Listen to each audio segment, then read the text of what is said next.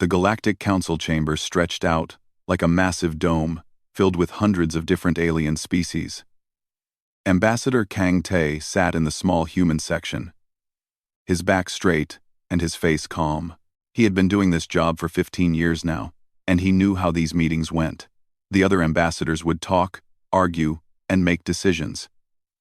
Then they would ignore whatever humans had to say. Today was no different. A trade proposal came up, one that would allow human merchant ships to use the faster routes through the Outer Rim. Tae stood and presented the facts. Human ships paid their fees. They followed every rule. They caused no trouble. The proposal was fair and would benefit everyone. The Vrexian ambassador, a tall creature with gray scales and 4 arms, laughed loudly. "The humans speak of fairness," he said to the chamber. "How amusing. A species that only learned to cross space 200 years ago thinks they deserve the same rights as civilizations that have sailed the stars for millennia." Other ambassadors joined in the laughter. Tae sat down and made notes on his datapad. He would file a formal complaint. Nothing would happen, just like the last 500 complaints he had filed. But he would do it anyway because that was the job. Far from the council chambers, Captain Li Huan stood on the bridge of the cargo ship Sunrise Herald. His vessel carried grain and medical supplies to the colonies in the outer territories. It was honest work, and Huan took pride in running a tight ship. His navigator, Park Yuna, checked their course, while engineer Choi Dae monitored the engines from below. "Contact ahead," Yuna said, her voice steady.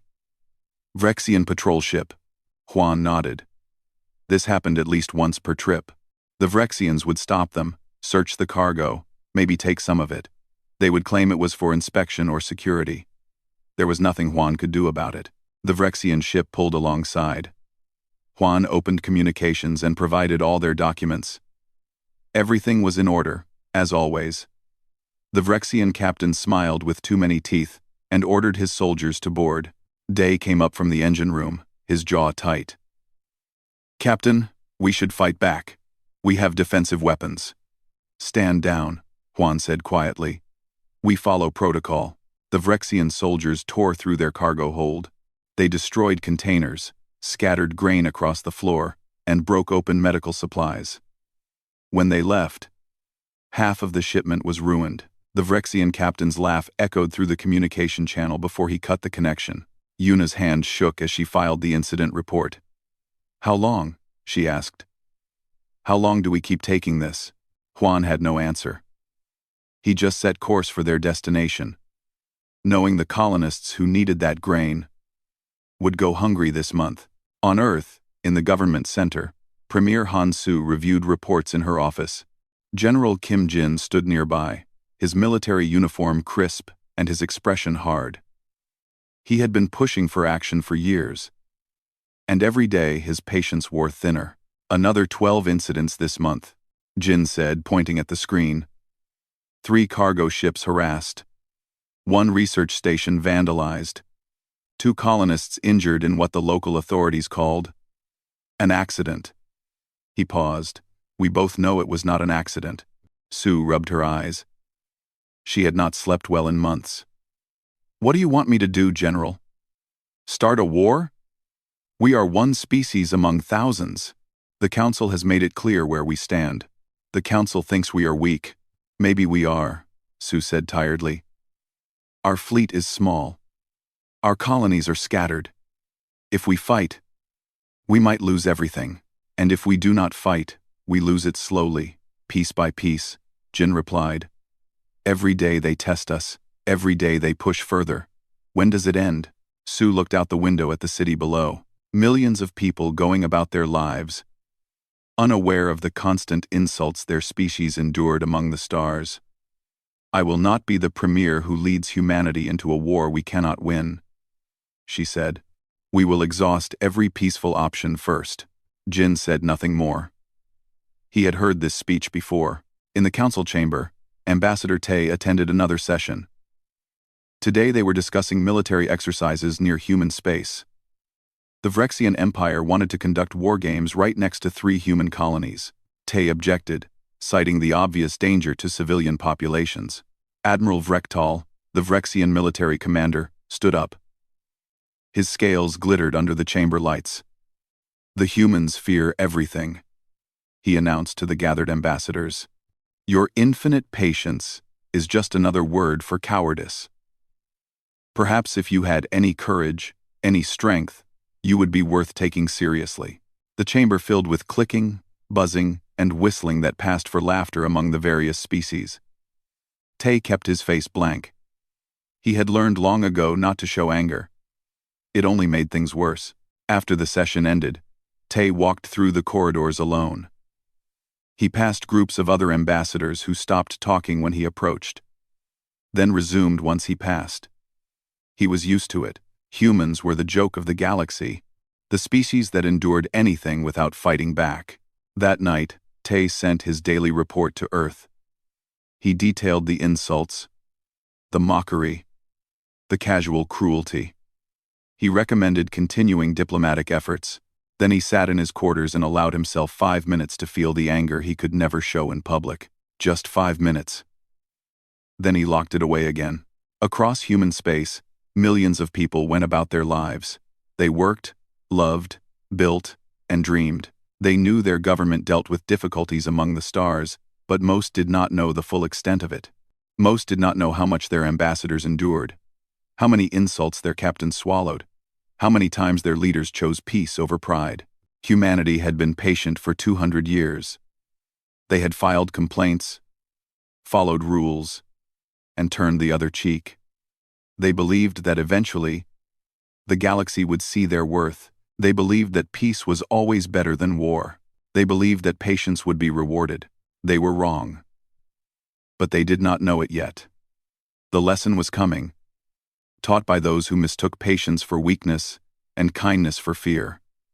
And when it came, the galaxy would learn what happens when you push peaceful people too far. The colony on Terran 4 was not large, just 50,000 people trying to build a life on a distant world.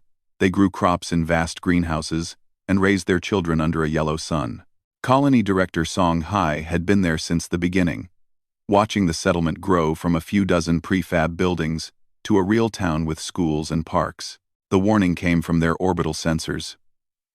A solar flare was building, bigger than anything they had seen before. Hai immediately called an emergency meeting with her staff.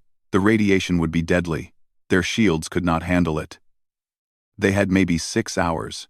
"Can we evacuate underground?" someone asked. "The shelters can hold maybe 3,000 people," he answered. "We need ships. We need to get people off-world." They sent out distress calls on every frequency, emergency signals that any ship in range was required to answer. The law was clear about this. All spacefaring species had agreed that distress calls must be answered, no matter who sent them. One ship responded. A Vrexian cruiser, the Fist of Vrek, was only 2 hours away. Hai felt relief flood through her. They would be saved. Commander Vex's call of the Fist of Vrek received the human distress call and smiled. He had been bored lately. This could be entertaining. He ordered his communications officer to broadcast the distress call across the Vrexian military network. "Place your bets," Vexcal announced to his crew. "How many humans will die?" "I say 30,000. His officers laughed and made their own guesses. They positioned the ship in orbit above the colony and watched. The flare was growing, a massive wave of radiation that would scorch the planet's surface. Below, they could see humans running, trying to get to shelters, trying to save their children. "Sir, they are calling us again," the communications officer said. "Begging for help. Put it on speakers," Vexcal said. "I want everyone to hear this." The voice of Songhai filled the bridge. She was crying now, pleading. "Please. We have children here. Thousands of children. Please help us." The Vrexian crew howled with laughter. This was the best entertainment they had had in months. They took bets on which section of the colony would be hit first. They zoomed in their cameras to watch humans desperately trying to save each other. 3 systems away, Captain Yun Wu of the patrol ship Defiant picked up the emergency broadcast. He heard Hai's voice. He heard the Vrexian laughter in the background. His hands tightened on the command chair. "Navigator, plot the fastest course to Terran 4, he said, his voice cold. "Captain, we are 3 systems away. Even at maximum speed, we will not make it in time," the navigator replied. "Then we go beyond maximum speed." "Engineering? I need everything you can give me." In the engine room, Engineer Co. Rin looked at her displays. What the captain was asking for would destroy the ship. The reactor would overheat. The engines would burn out. They might not even survive the trip. "Captain, if we push this hard, the reactor will melt down," she reported. "Noted," Wu said. "Do it anyway." Rin looked at her crew, young men and women who had signed up to patrol and protect. Now their captain was asking them to possibly die to save strangers. But none of them hesitated. They began pushing the engines past every safety limit. The Defiant screamed through space at speeds it was never designed for. Alarms blared throughout the ship. The hull groaned under the stress. Rin manually shut down every non-essential system, routing all power to the engines and shields. She could smell burning metal and overheating circuits. On Terran 4, the flare was minutes away. Hai had managed to get 3,000 people into the underground shelters. But 47,000 remained above ground. She stood with them in the colony square, holding the hands of 2 small children whose parents were already safe below. If she was going to die, she would die with her people. The first wave of radiation hit the upper atmosphere. People screamed and tried to run, but there was nowhere to go. Then, something appeared in the sky, a ship, moving impossibly fast, positioning itself between the colony and the sun. The Defiant took the full force of the solar flare. Its shields lit up like a star, absorbing radiation that would have killed everyone below. The ship shuddered and sparked, but it held. "All personnel, emergency evacuation protocol," Wu ordered. "Beam down to the surface. Start getting people to the underground shelters. We bought them some time." The crew transported down in their protective suits. They grabbed children, carried the elderly, guided the panicked toward safety. Rin stayed on the ship, one hand on the reactor controls, manually venting plasma to keep the systems from exploding. Sweat poured down her face. The heat was incredible. The second wave of the flare hit. The Defiant's shields failed in 3 sections. Radiation flooded into those areas. Rin sealed them off, sacrificing parts of the ship to save the rest. The reactor temperature climbed into the red zone. "Captain, I cannot hold this much longer," she reported. "Just a few more minutes," Wu replied from the surface. "We are almost done." Hai and her people worked alongside the Defiant's crew. They got everyone into the shelters, sealing the doors just as the third wave hit. The Defiant absorbed it all, its hull now glowing red-hot in places. Finally, Wu and his crew transported back aboard. "Engineering, get us out of here," he ordered. Rin tried to engage the engines. Nothing happened. The reactor was dying, barely keeping life support running. "Sir, we have no propulsion. We are drifting." The ship limped away from Terran 4 on momentum alone. Behind them, the colony was safe. 47,000 people lived because one human ship had pushed beyond its limits. On the Vrexian cruiser, Commander Vexakel stared in disbelief. The humans had arrived. They had saved the colony. His entertainment was ruined. In a fit of anger, he broadcast everything: the distress calls, his crew's laughter, their bets on human deaths. He sent it all to his superiors, bragging about the fun they had had. That broadcast was intercepted by human intelligence. Within an hour, it was on Premier Han Su's desk. Su sat in her office alone. She put on headphones and listened to the entire recording. She heard Songhai begging for help. She heard Vrexian officers laughing and making bets. She heard children crying in the background while aliens found their terror amusing. She listened to it 3 times. Then she sat in silence for a long while, her hands folded on her desk. General Jin entered without knocking. He had heard the recording too. He said nothing, just stood there waiting. After what felt like forever, Su opened her eyes. Her face was calm, but something in her expression had changed. Something fundamental had broken and reformed into something harder. "Convene the assembly," she said quietly. Emergency session. All representatives. No exceptions. Yes, Premier, Jin said. And General? Sue looked up at him. Tell Ambassador Tay to come home. Tell all of our ambassadors to return from alien space immediately. Every single one of them. Jin understood what that meant. In 200 years, humanity had never recalled all their ambassadors at once. It was the signal that came before only one thing. It will be done, he said, and his voice held something that had not been there before. Hope? Perhaps. Or satisfaction, or the grim determination of someone who had waited far too long for this moment. The line had finally been crossed. The emergency session of Earth's Parliament was called at midnight. Representatives arrived from all over the planet, some still in casual clothes, all of them sensing that something major was happening. The recall of every human ambassador had sent shockwaves through the government. Such a thing had never been done before. Premier Han Su stood at the central podium, waiting for everyone to take their seats. General Kim Jin stood beside her, a large screen behind them both. When the chamber finally quieted, Sue spoke. 200 years ago, humanity took its first steps into the galaxy, she began. We went with hope. We believed we would find friends, partners, fellow civilizations that would welcome us. We were wrong, she nodded to Jin. The screen lit up with data. Columns of numbers, dates, locations. For 200 years, we have kept records. Every insult, every attack, every crime committed against human beings by other species. The numbers were staggering. 847 unprovoked attacks on human vessels, 12,000 human deaths. 23 colonies sabotaged or damaged, thousands of smaller incidents of harassment, theft, and violence. All documented, all reported.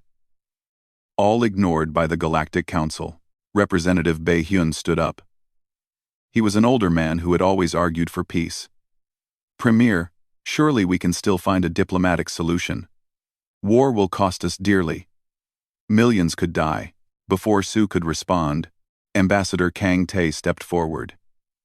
He had arrived on Earth just hours ago after 15 years on the Council. His face looked older than his years, worn down by endless humiliation and mockery. Representative Hyun, I respect your position, Tae said, his voice steady. I have spent my entire adult life pursuing diplomacy. I have filed 537 formal complaints with the Galactic Council. Do you know how many were acted upon? 0. Not one. He walked to the center of the chamber so everyone could see him. They mistake our patience for weakness. They use our mercy as permission to abuse us. Every day we do not respond. They grow bolder. Every insult we ignore becomes proof that they can do worse. How many more must die before we defend ourselves? The chamber fell silent. Tae had been the voice of diplomacy for years. If even he was calling for action, the situation was truly beyond repair. General Jin activated another screen. This one showed the recording from Terran 4. He did not warn anyone. He just played it. The assembled representatives heard Song Hee's desperate pleas. They heard Vrexian officers laughing. They heard the bets on how many humans would die. They heard children crying. When it ended, several representatives were crying. Others sat in shocked silence. The chamber had never been so quiet. The vote is called, Sue announced. A formal declaration of war against the Vrexian Empire and any Galactic Council member that has committed documented acts of aggression against humanity. All in favor? The voting board lit up. Green lights appeared across the display, one after another. When the counting finished, the result was overwhelming. 91% in favor. War was declared. Sue took a deep breath. General Jin, you now have full authorization to proceed with military operations. Representative Tae, you will coordinate diplomatic communications with species that remain neutral. Everyone else, you know your duties. We meet again in 6 hours for operational briefings. 1 hour later, Sue addressed the galaxy. The transmission was sent via quantum communication to every inhabited system. She stood alone before the camera. wearing simple, dark clothes with no decorations. She looked directly into the lens and spoke clearly. To the members of the Galactic Council and all spacefaring civilizations, she began. For 200 years, humanity has sought peace. We came to the stars with open hands. We followed every law. We respected every border. We endured every insult. We filed every proper complaint. We believed that patience and good faith would be rewarded. She paused and her expression hardened. We were wrong. You taught us that patience is seen as weakness. That following the rules means nothing when others refuse to do the same. That mercy is treated as permission to cause greater harm. Behind her, screens showed the documented evidence. The attacks. The deaths. The laughter of those who found human suffering entertaining. Today, humanity ends its long patience, Sue continued. We formally declare war on the Vrexian Empire and any other species that has committed acts of aggression against human civilians or military personnel. We have provided 2 centuries of opportunities for peace. You chose violence instead. Very well. You will now face the consequences of your choice. Her voice remained calm, but there was steel in it now. We do not seek conquest. We do not want territory. We want one thing only. For you to understand that humanity will not be abused anymore. We will defend ourselves. We will respond to aggression with force, and we will not stop until those who harmed us face justice. She leaned forward slightly. May whatever gods you worship have mercy on you, because we will have none. The transmission ended. Across the galaxy, billions of beings watched in shock. Many laughed. Humanity declaring war? The weak species that never fought back? It was ridiculous. On the Vrexian homeworld, Admiral Vrektal addressed his fleet commanders. The humans bark at last, he said with amusement. How entertaining. Ready the armada. We will crush this rebellion before they realize how foolish they have been. They have no idea what real war looks like, his officers agreed eagerly. The Vrexian Empire had fought and won thousands of conflicts. Their military was the strongest in the galaxy. What could humans possibly do? On Earth, General Jin activated Protocol Nightfall. It was a plan that had been developed over decades, refined and updated constantly, waiting for the day it might be needed. Military installations that appeared civilian suddenly revealed their true purpose. Shipyards that claimed to build cargo vessels opened bays containing warships. Defensive satellites powered up weapon systems. Humanity had been preparing. Every year of patience had also been a year of planning. They had studied their enemies. They had learned every tactic. They had designed weapons but never built them, keeping the designs secret. Now those weapons began rolling off assembly lines. Captain Li Huan received new orders. He was promoted to Commodore and given command of a fleet. His cargo ship days were over. When he saw the vessels he would command, he stood in shocked silence. These were not defensive patrol ships. These were warships designed for one purpose: to destroy enemy fleets. His old crew came with him. Navigator Park Yuna took her position on the flagship's bridge. Engineer Choi Dae went below to work with weapons he had only seen in classified files. They were scared, but they were also angry. They remembered every insult, every time they had been forced to stand down while being attacked. Captain Yoon Woo stood in the shipyard, looking at the repaired Defiant. It no longer looked like a patrol ship. It had been upgraded, armed with weapons that should not exist.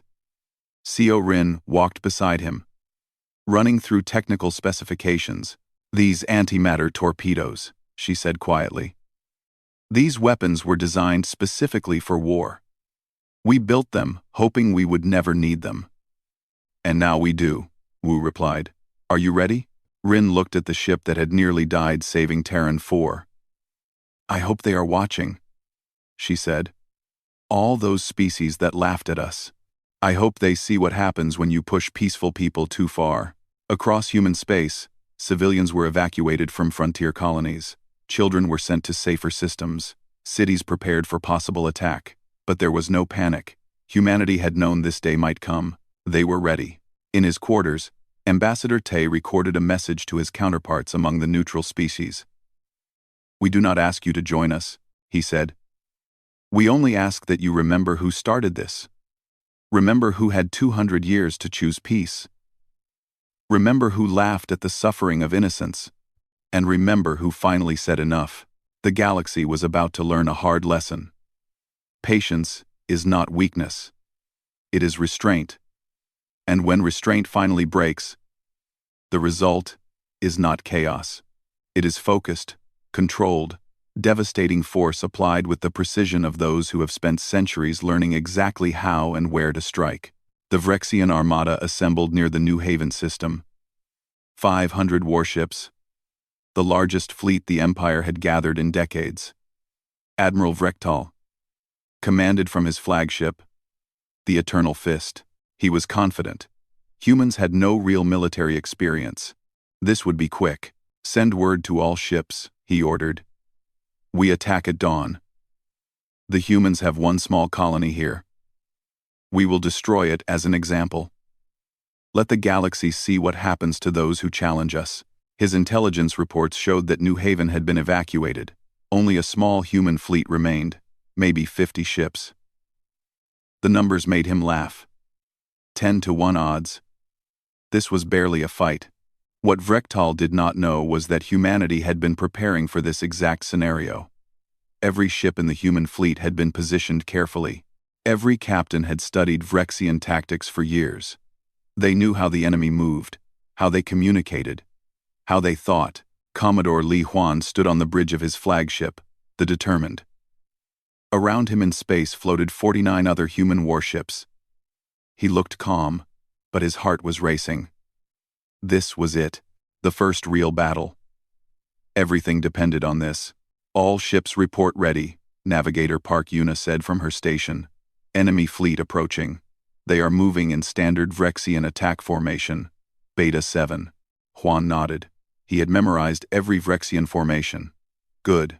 They are doing exactly what we expected. All ships, prepare to execute. Plan Nightfall 1. Weapons free on my mark." The Vrexian fleet came in confidently. They saw the small human force and assumed quick victory. They moved into their standard attack positions, spreading out to surround the humans. "Now," Huan said quietly. What happened next shocked every military analyst who later studied the battle. The human ships moved with precision that seemed impossible. They accelerated, turned, and fired. In perfect coordination. It was like watching a single organism with 50 bodies. Yuna's hands flew across her controls, coordinating the fleet movements through quantum-linked systems. Every human ship was connected, sharing data instantly. They moved as one mind. The first volley from human ships tore through the Vrexian front line. Railguns fired solid projectiles at impossible speeds, punching through shields that were designed to stop energy weapons. The Vrexians had never seen weapons like these. Their shields were useless. Admiral Vrektal watched in disbelief as 12 of his ships exploded in the first 10 seconds. "Return fire," he screamed. "All ships, return fire." The Vrexian ships fired their plasma cannons and missile batteries. They were powerful weapons that had won countless battles. But the human ships had already moved. They were not where the Vrexians aimed. The shots missed or hit empty space. Engineer Choi Day worked in the weapons bay of the Determined, managing power distribution. The new systems were incredible. Missiles that could hunt targets on their own, torpedoes filled with nanites that could tear apart enemy hulls, molecule by molecule, energy weapons that could overload shield generators. "Target their command ship," Huan ordered. "Focus fire." 20 human ships turned their weapons on the Eternal Fist. Vrektal's shields lit up under the assault. They held for maybe 30 seconds. Then they failed. The next wave of shots hit the hull directly, tearing through armor and into critical systems. Vrektal abandoned his command deck, running for the escape pods. His flagship was dying around him. Across the battlefield, Vrexian ships tried to adapt. They changed formations. They tried to surround individual human vessels. Nothing worked. The humans had studied them too well. Every tactic the Vrexians used, the humans had a counter already prepared. Captain Yun Wu led a squadron of smaller, faster ships. They vanished from Vrexian sensors using stealth technology, then reappeared inside enemy formations. They struck at engines and weapons systems, crippling ships before disappearing again. They cannot track us, Wu reported to Huan. Their sensors are looking for the wrong signatures. We can hit them at will. Engineer Seo Rin managed the power systems on the Defiant, routing energy between weapons, shields, and stealth systems. She had helped design these ships. She knew every circuit and wire. Captain, we can keep this up for hours. They will run out of ships before we run out of ammunition. And they did. The battle lasted 4 hours. In that time, the Vrexian armada lost 300 ships. The human fleet lost 2. The Vrexians finally broke and ran, their formations collapsing into chaos. Pursue, Huan ordered. No mercy. They wanted war. Show them what war means. The human ships chased the fleeing Vrexians. On all communication channels, they broadcast the recording from Terran 4. The laughter of Vrexian officers, the bets on human deaths, the mockery of desperate pleas for help. Vrektal's escape pod was intercepted by Wu's fighter. The Admiral screamed threats. Then, please.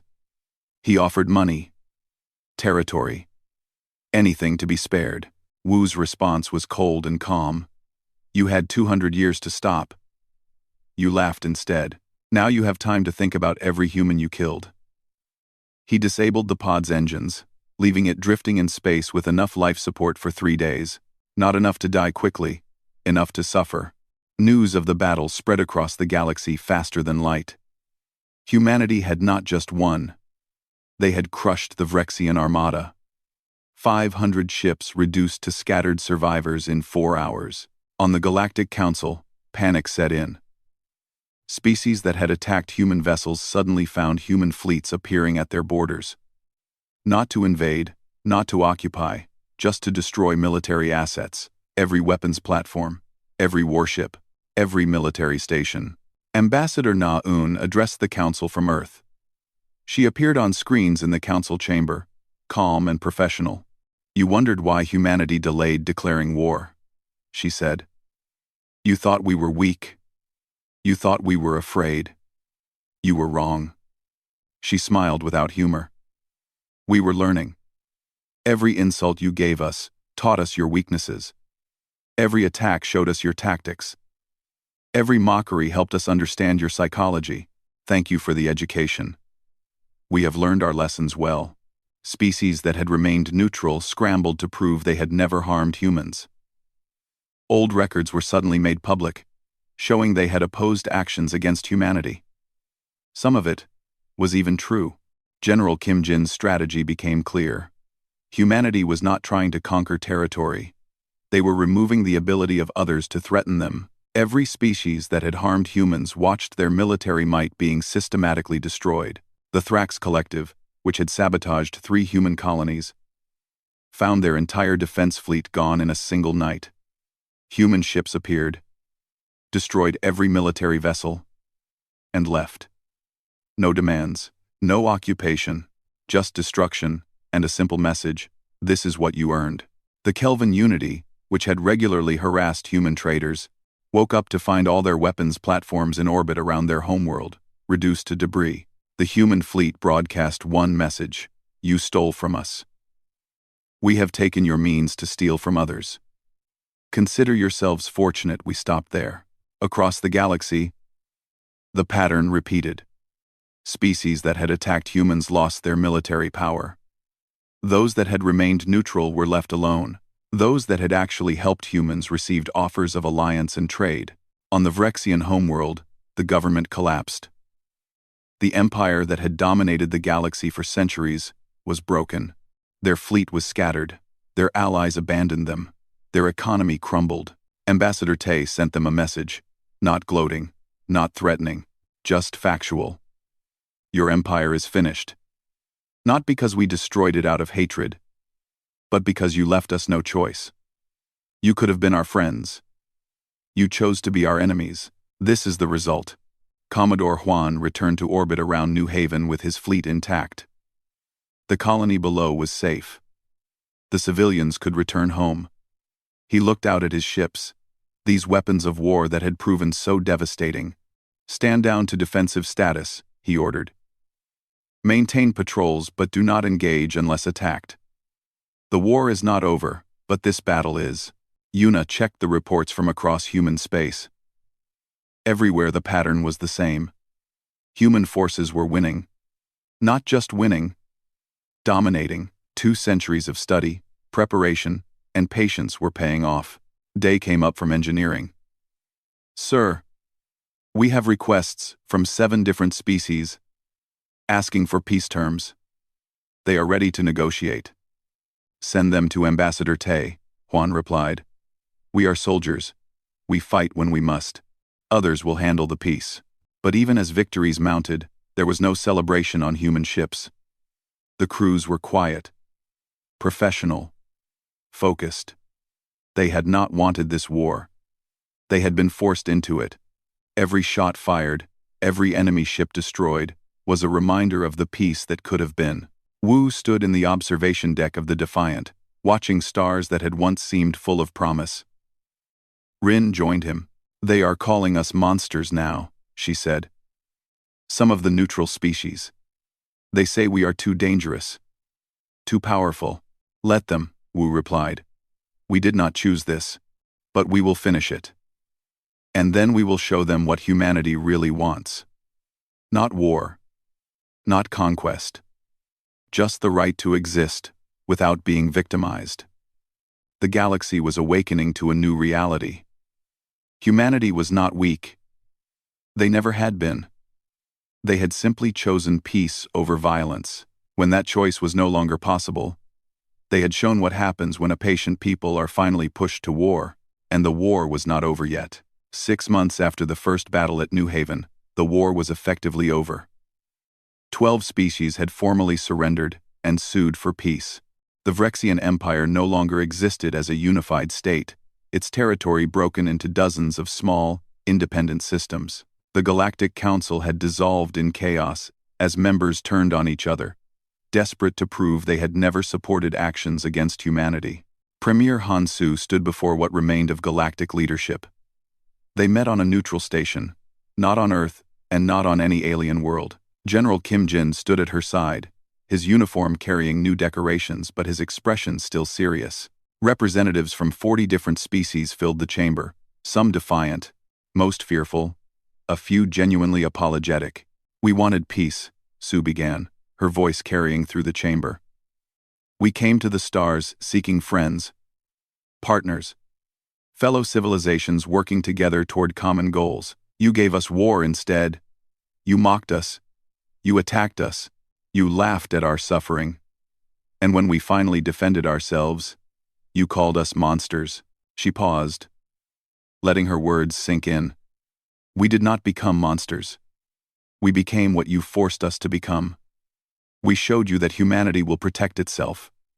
We showed you that patience has limits. We showed you that mercy, when abused, eventually ends." An alien diplomat stood up, one from a species that had remained neutral. "What do you want from us now?" he asked. "Tribute? Territory? Subjugation?" Sue shook her head. "We want none of those things. We never did." Representative Bei Hyun stepped forward, carrying a data pad. He was older now, worn down by 6 months of war, but his voice was steady. "We propose the Terran Accord, a new framework for relations between species. The rules are simple and absolute." He activated a holographic display. "First, mutual defense. Any attack on one member is treated as an attack on all. Second, fair trade enforced by neutral arbitration. Third, zero tolerance for aggression against civilians of any species. Fourth, respect for sovereignty and borders." "And if someone breaks these rules?" the alien diplomat asked. Ambassador Kang Tae answered. "Then what happened to the Vrexian Empire happens to them. We will not wait 200 years again. We will not file endless complaints. We will not exhaust diplomatic options while our people die. Break faith with us, and we will respond immediately and decisively. The chamber fell silent. The message was clear. Humanity was offering peace, but it was peace backed by proven strength. Join the Accord and be protected. Break its rules and face destruction. You do not have to join, Sue added. Remain independent if you wish. Trade with us or do not. We will not force anyone. But know this. We remember everything. Every species that harmed us, we remember. Every species that stood by and watched, we remember. Every species that helped us, we remember that too. Over the next weeks, species began signing the Terran Accord. Some joined out of fear. Some joined because they genuinely believed in the principles. Some joined because they saw economic opportunity. Humanity did not care about the reasons. They cared about the results. The Accord grew quickly. 20 species in the first month, 50 within 3 months. Species that had ignored human suffering suddenly became enthusiastic about protecting civilian populations. Species that had stolen from human traders suddenly supported fair trade enforcement. Commodore Li Huan received orders to stand down his fleet. The war was over. He could return to civilian life if he wanted. He chose to retire from military service and return to merchant shipping. His old ship, the Sunrise Herald, had been rebuilt and waited for him. Park Yuna and Choi Dae came with him. They stood on the bridge of their old vessel, now upgraded with better engines and proper defensive systems, though nothing like the warships they had commanded. This feels strange, Yuna said, checking navigation routes that no longer required them to fear harassment. Peaceful, normal. Normal is good, Juan replied. Normal means we succeeded. We fought so that others would not have to. Day looked at the trade routes on his display. Human merchant ships now traveled freely. The harassment had stopped. Other species gave them respect, or at least stayed out of their way. It still feels boring after everything we went through. Peace is never boring, Juan said firmly. It is precious. We remember what it cost. Captain Yun Wu chose a different path. He remained in service, now commanding a training academy for the next generation of human defenders. Young officers came to learn from the veterans who had fought in the war. On the first day of class, Wu stood before 100 cadets. You are here to learn how to defend humanity, he told them. But the first lesson is this. We did not want war. We were forced into it. Every shot fired, every enemy destroyed, was something we did because we had no other choice. He showed them the recording from Terran 4, the same recording that had pushed humanity to war. The cadets watched in silence, some crying, all of them angry. You feel anger now, Wu said. Good, remember it. But also remember this. Anger is not why we fight. We fight to protect. We fight to ensure that no human ever has to beg for their life, while others laugh. We fight so that war becomes unnecessary. Engineer Seo Rin taught in the same academy, training the next generation of ship engineers. She showed them the advanced weapons systems, the stealth technology, the quantum-linked coordination networks. These systems won the war, she told her students. They are powerful. They are devastating. And they should frighten you. We built them, hoping we would never need them. When we did need them, they worked perfectly. But their greatest success will be if we never have to use them again. Ax, a young student raised her hand. Teacher, will there be another war? Rin considered the question carefully. There might be. The galaxy has learned that humanity can fight. Whether they have learned not to make us fight, only time will tell. That is why you are here, to be ready if the lesson needs teaching again. Ambassador Na-Un became the first director of the Terran Accord's diplomatic corps. Her office on Earth coordinated with dozens of species, handling disputes, enforcing trade agreements, and investigating possible violations of the Accord's principles. Most of her work was peaceful. Boring, even. Exactly what humanity wanted. But she kept careful records of everything, just as humanity had always done. Every agreement honored. Every agreement broken. Every species that acted in good faith. Every species that tried to cheat, trust but verify.